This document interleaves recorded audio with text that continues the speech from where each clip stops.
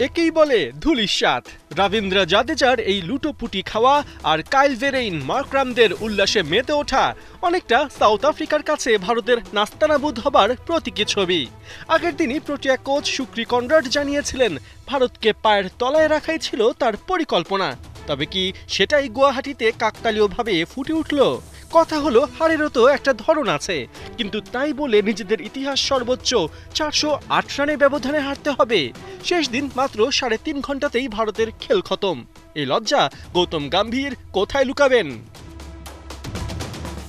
Eden গার্ডেন্সের পর গুয়াহাটিতেও হেরে প্রোটিয়াদের কাছে টেস্ট সিরিজে হোয়াইট ওয়াশ হলো ভারত। শুধু তাই না, নিউজিল্যান্ডের পর 1 বছরের ব্যবধানে ঘরের মাটিতে আরেক ধবলধোলাই হজম করতে হলো টিম ইন্ডিয়াকে। একাধিক রেকর্ড গড়ে এমন নাক কাটা যাবার পর রীতিমতো কোচ গৌতম গম্ভীরকে শুলে চড়াচ্ছেন দেশটির ক্রিকেট ফ্যানরা। বলা হচ্ছে গ্রেগ চ্যাপেলের মতোই দলকে তারকা শূন্য করে পরিবেশ নষ্ট করেছেন গম্ভীর। রোহিত, কোহলি, আশ্বিনরা তার একনায়ক তন্ত্রে জাতীয় দল থেকে নীরবে সরে যেতে বাধ্য হয়েছেন।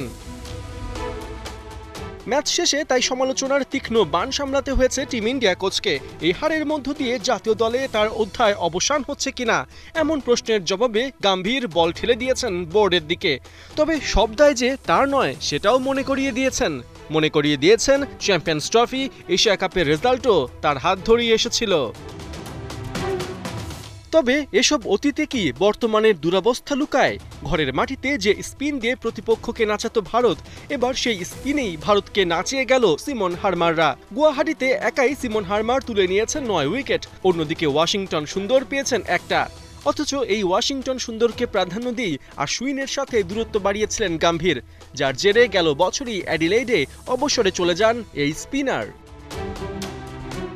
অবশ্য গৌতম গম্ভীর ঠিকই অভিজ্ঞতার ছুতোয় অজুহাত খুঁজে নিয়েছেন। জানিয়েছেন ওয়াশিংটন মাত্র 10 থেকে 15টা টেস্ট খেলেছে, এখনও তার শেখার নাকি অনেকটাই বাকি। তবে সাদা পোশাকে ভারতীয় দলের যে অবস্থা, তাতে খুব একটা স্বস্তি যে সামনে পাবেন না গম্ভীর তা অনেকটাই নিশ্চিত। কেননা ওয়ার্ল্ড টেস্ট চ্যাম্পিয়নশিপে এখন 5-এ নেমে গেছে ভারত, এমনকি পাকিস্তানও তাদের ওপর। দেখার বিষয় এই সাউথ আফ্রিকার বিপক্ষেই আসন্ন 3 ম্যাচের ওয়ানডে আর 5 ম্যাচের টি20 সিরিজে কিভাবে ঘুরে দাঁড়ায় গম্ভীরের শিষ্যরা। পার্থ বণিক, 71।